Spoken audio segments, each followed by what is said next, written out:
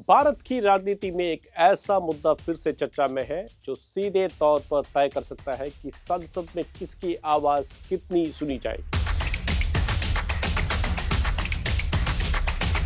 यह मुद्दा है डीलिमिटेशन यानी लोकसभा सीटों का नया बंटवारा।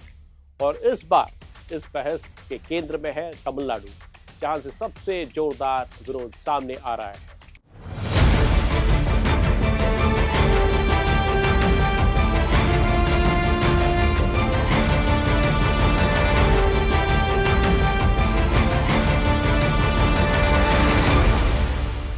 नमस्कार, मैं डी सुरेश कुमार आपका स्वागत करता हूं द हिंदू दृष्टि तमिलनाडु में। तमिलनाडु की चिंता एक आंकड़े से जुड़ी है, 7.18%। अभी लोकसभा में राज्य की यही हिस्सेदारी है और वहां की सरकार का साफ कहना है कि यह हिस्सा किसी भी हालत में कम नहीं होना चाहिए। लेकिन सवाल है, ऐसी नौबत आई क्यों? दरअसल डीलिमिटेशन का मतलब है देश की आबादी के हिसाब से लोकसभा सीटों को फिर से तय करना। सिद्धांत बहुत सीधा है, हर नागरिक की आवाज बराबर होनी चाहिए। लेकिन भारत में यह प्रक्रिया पिछले कई दशकों से रुकी हुई है। 1971 की जनगणना के आधार पर सीटों का बंटवारा तय कर दिया गया था, ताकि जो राज्य जनसंख्या नियंत्रण में सफल रहे उन्हें नुकसान न उठाने पड़े।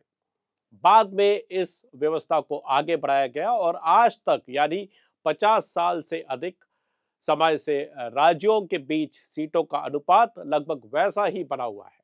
अब केंद्र सरकार इस व्यवस्था को बदलना चाहती है। संसद में जो प्रस्ताव आए हैं उनके तहत लोकसभा की कुल सीटें 543 से बढ़ाकर 850 तक की जा सकती है और सीटों का नया बंटवारा 2011 की जनगणना के आधार पर किया जा सकता है। यहीं से असली बहस शुरू होती है। भारत के अलग अलग हिस्सों में जनसंख्या की रफ्तार एक जैसी नहीं रही है। कुछ राज्यों में आबादी तेजी से बढ़ी है, जबकि दक्षिण के कई राज्यों जैसे तमिलनाडु ने शिक्षा, स्वास्थ्य और परिवार नियोजन के जरिए जनसंख्या को स्थिर रखा। अगर अब सीटों का बंटवारा सिर्फ जनसंख्या के आधार पर होता है तो जिन राज्यों की आबादी ज्यादा बड़ी है उनकी हिस्सेदारी बढ़ेगी और जिन्होंने जनसंख्या नियंत्रित की उनकी हिस्सेदारी कम हो सकती है। तमिलनाडु का उदाहरण ले, आज उसके पास 39 लोकसभा सीटें हैं, यानी कुल का करीब 7.18%। नए व्यवस्था में सीटों की संख्या बढ़कर लगभग 50 हो सकती है, लेकिन हिस्सेदारी घटकर 5.88% रह सकती है। यानी संख्या बढ़ेगी लेकिन संसद में राज्य की सापेक्ष ताकत कम हो जाएगी। दूसरी तरफ उत्तर प्रदेश, बिहार, राजस्थान और मध्य प्रदेश जैसे राज्यों की हिस्सेदारी बढ़ने की संभावना है। कुल मिलाकर हिंदी पट्टी का हिस्सा 38.1% से बढ़कर 43.1% हो सकता है, जबकि दक्षिण भारत का हिस्सा 24.3% से घटकर 20.7% तक आ सकता है। यही वजह है कि तमिलनाडु में इस मुद्दे को लेकर लंबे समय से चिंता जताई जा रही है। 2024 में राज्य विधानसभा में एक प्रस्ताव पास कर रखा था कि जनसंख्या आधारित डिलिमिटेशन राज्य के लिए नुकसानदायक हो सकता है।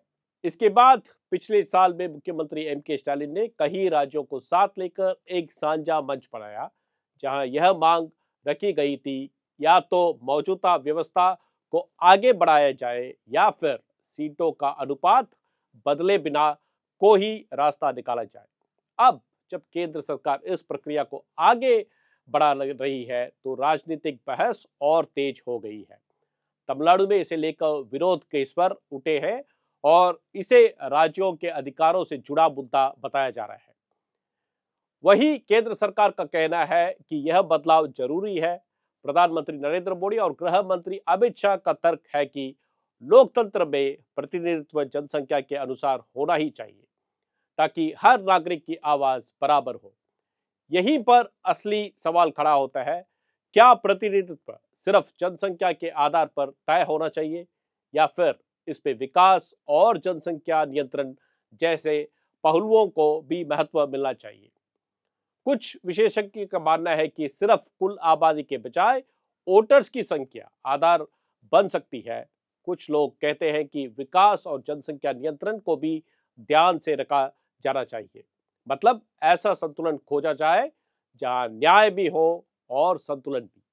इसलिए यह बहस सिर्फ सीटों की संख्या की नहीं है, यह उस संतुलन की है जो भारत जैसे विविध देश में बनाए रखना बेहद जरूरी है।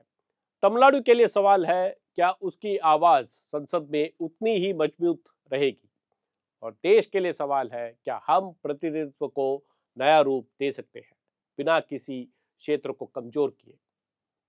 अलविदा कहने से पहले अब समय है कि आप कुछ तमिल के शब्द सीख ले, जैसे पिछले हफ्ते किया।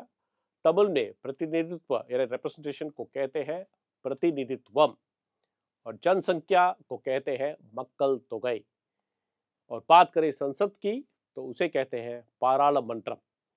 आशा है हमारा यह जुड़ाव आगे भी यूं ही जुड़ा बना रहेगा। हमसे जुड़े रहिए। धन्यवाद।